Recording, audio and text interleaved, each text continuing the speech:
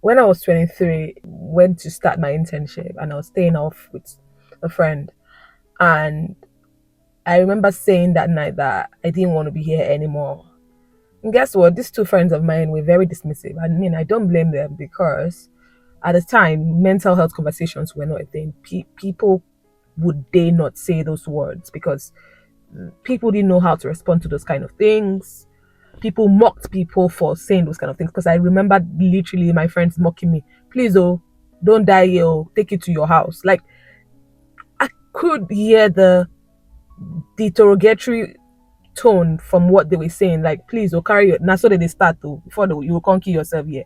Like it was just weird because for some reason, sincerely, if you ask me why I felt that way, I might not be able to remember, but I had that suicidal thought for a moment. And whether you like it or not, in this world, sometimes we might feel that stress, and sometimes we can't really place our hand on why we're feeling that way.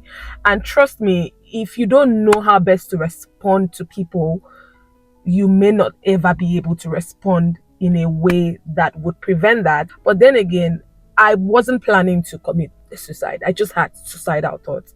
And then I was very expressive and I thought these people cared about me. So I thought, okay, maybe I should share it. But then again, I forgot that they didn't have the resources and they didn't have access to knowledge on how to respond to those kind of questions. And when people don't know better, they don't do better. So today I'm going to come and share with you so that you know, so that you do better. Just in case you have someone around you who is probably going to say something like that to you, this is the best way to respond to it. Today, I want to talk about something very hard but important: suicide. How to prevent suicide. Not because I want to scare you, but because words can actually save life. And because these things are more serious than we take it as people.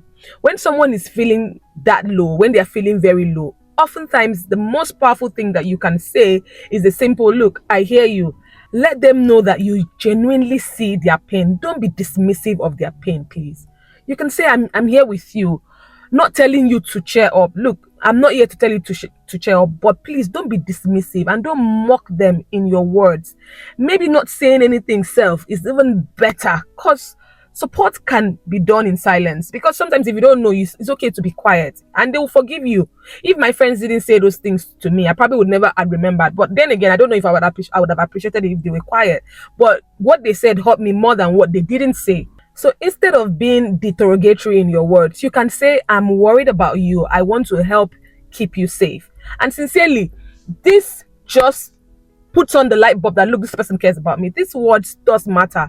They do matter. Even if the person is sincerely wanting to commit suicide or not, even if the person is just looking for attention, it is okay to be kind to people.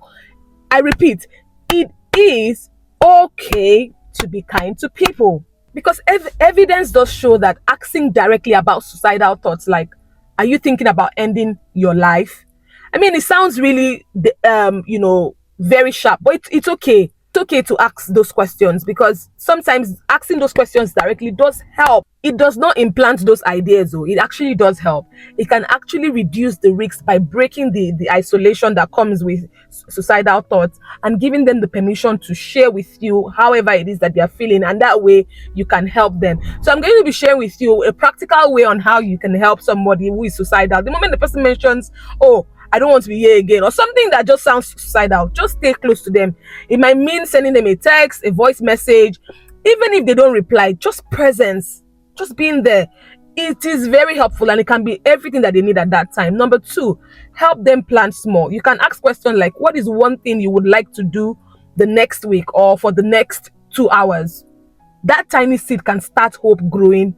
Essentially, it can make it start growing, can make it from planting to sprouting and growing the hope in their head, because sometimes they even forget that they have plans, and just bringing that line back can reset their brain and make them start looking forward to something. But three, the most important thing that you should be doing at this time is to be removing every dangerous item in the room or around them. If they mention a means or a plan, please supervise them to make sure that they are safe. Like removing tablets or maybe sharp objects can help prevent any crisis that they are planning to execute. Number four, if you live in the UK, use the UK helpline. If you live in Nigeria or any part of the world, I believe that googling out helplines can also be available.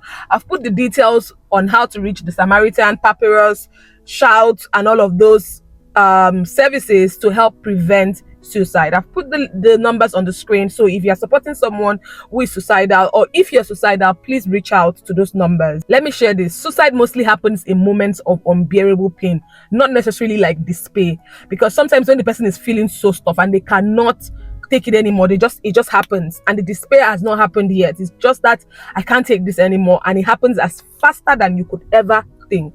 But then again, those pulses of pain can pass when a caring voice reaches out and reaches through to support that person.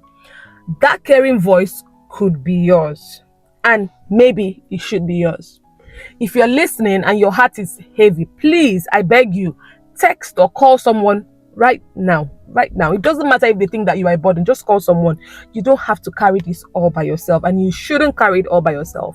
If you're not the one struggling, still reach out to someone. The moment you hear somebody saying they're suicidal, that one message, that one hand that you've extended, it can save a life. And please don't hesitate to do that. You matter, your voice matter, and that voice matter more than you can ever know or think.